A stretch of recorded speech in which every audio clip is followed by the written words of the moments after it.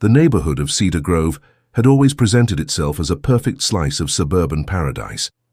Every lawn was manicured, every mailbox matched, and the HOA's strict regulations ensured that no house stood out, not even by a shade. To outsiders it seemed peaceful, even idyllic, but to those who lived there long enough, the undercurrent of control was suffocating. Behind the smiles and barbecues, there lurked watchful eyes and whispered complaints that could escalate into official letters and fines. When Michael moved in, he didn't think much about it. His house was a charming one-story with cream-colored siding, a tidy front yard, and an aging oak tree that shaded the porch. The previous owners had told him that the neighborhood was well-managed, which he took to mean organized and safe. What they didn't tell him was that well-managed in Cedar Grove translated to micromanaged. The first few weeks went smoothly. He repainted his fence, planted some tulips, and greeted the neighbors with friendly nods. But the day he set out paint samples for his house exterior, a shift began, subtle at first, then escalating quickly. Karen, the self-appointed neighborhood watchdog, and an unofficial extension of the HOA board, appeared like clockwork every morning on her power walk. Her eyes caught everything: a garbage bin out too early, a hedge slightly overgrown, or a car parked too long on the curb. The sight of Michael's bright color samples spread across his driveway was enough to trigger her instincts. She didn't approach that day. Instead, her gaze lingered for a long time before she walked off briskly, clutching her phone like a weapon. Later that week, an HOA letter arrived in Michael's mailbox, crisp, official, and worded with passive-aggressive precision. He found it amusing more than anything.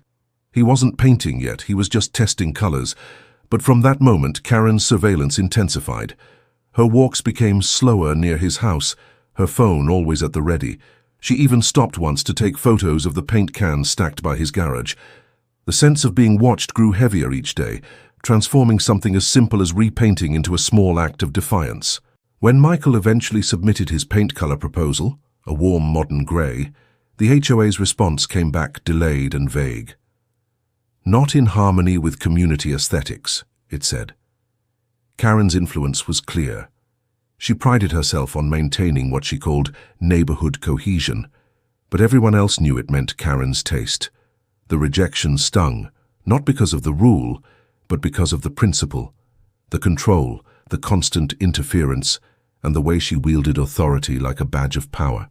It wasn't about color, it was about dominance. That night, as he stared at the dull beige of his walls under the porch light, something inside him shifted. He realized that compliance would never buy him peace in Cedar Grove.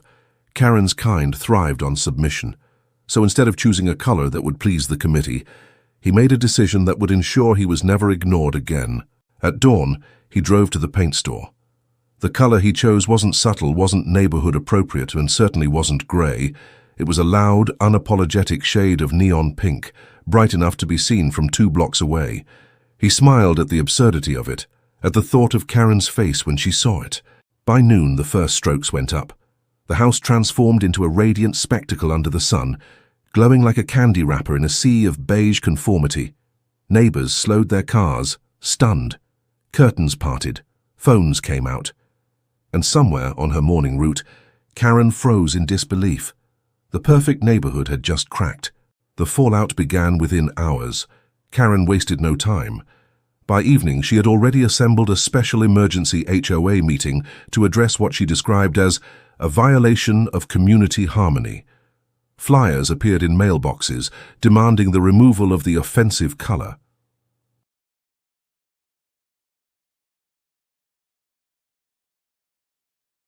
Then came the official warning letter, the second one. This time, the HOA threatened fines of $100 per day until the house was repainted in an approved color. It was meant to scare him, but it only fueled his determination. Michael realized the HOA wasn't used to being challenged. Most homeowners simply complied to avoid conflict, but he had time, savings, and a point to make.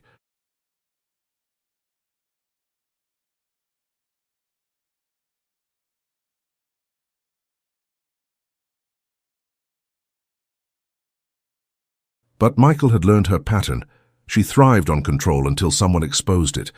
So he started documenting everything: her visits, her notes, her verbal warnings. He filed his own complaint with the HOA Oversight Board, and when that didn't work, he posted everything online. Within days, the narrative flipped completely. The internet sided with him, calling out the HOA's pettiness. Supporters began sending pink house decorations from across the country: flamingos, flags, banners, and signs. What began as a private feud had turned into a neighborhood revolution. For the first time, other residents started challenging HOA rulings too. A family down the street demanded permission for their child's basketball hoop. Another painted their shutters turquoise. The neighborhood, once sterile and uniform, began to bloom with color and personality. Karen was livid, her control crumbled. Her perfect beige paradise was changing, and she couldn't stop it. Yet, beneath her fury, a storm was brewing, one that would soon force a reckoning she never anticipated. The third phase of the feud arrived quietly, like calm before a thunderstorm. Karen's campaign against the pink house had exhausted her credibility. Neighbors who once feared her began avoiding her. Her daily walks, once a symbol of dominance, now drew cold stares and muttered disapproval. Meanwhile, Michael continued improving his property. The lawn was immaculate, the house freshly trimmed, the pink glow reflecting the morning sun. Ironically, it had become one of the most well-maintained homes in Cedar Grove, a contradiction that frustrated the HOA's entire argument.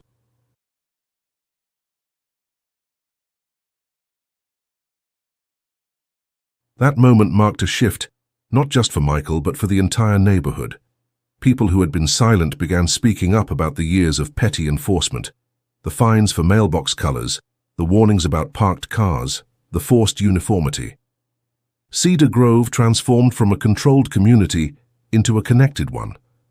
The HOA board, pressured by public embarrassment and member outrage, quietly voted to amend several policies. Homeowners were now free to choose their exterior colors within reason. The petition against Michael was dissolved, and the fines were cancelled. Karen, stripped of her unofficial authority, retreated. Her power had depended on fear and compliance, two things that no longer existed. Her house, once pristine, began to look neglected as she withdrew from public life. Months later, as spring arrived, the pink house stood proudly among a variety of hues: blue doors, green shutters, colorful gardens. Cedar Grove had never looked more alive. What had started as a single act of defiance had turned into a community awakening. And every morning when the sun rose and the pink facade caught the first light, it stood as a reminder that individuality could outshine control, that one bright color could expose every shadow of hypocrisy. The story of the pink house became local legend, a tale told to every new homeowner about the day Cedar Grove changed forever, not through rebellion alone, but through courage, persistence, and the simple refusal to let someone else dictate what happiness should look like. And in that quiet victory, surrounded by laughter, color, and life, Michael finally realized freedom in a neighborhood wasn't about rules or conformity. It was about the right to be unapologetically yourself.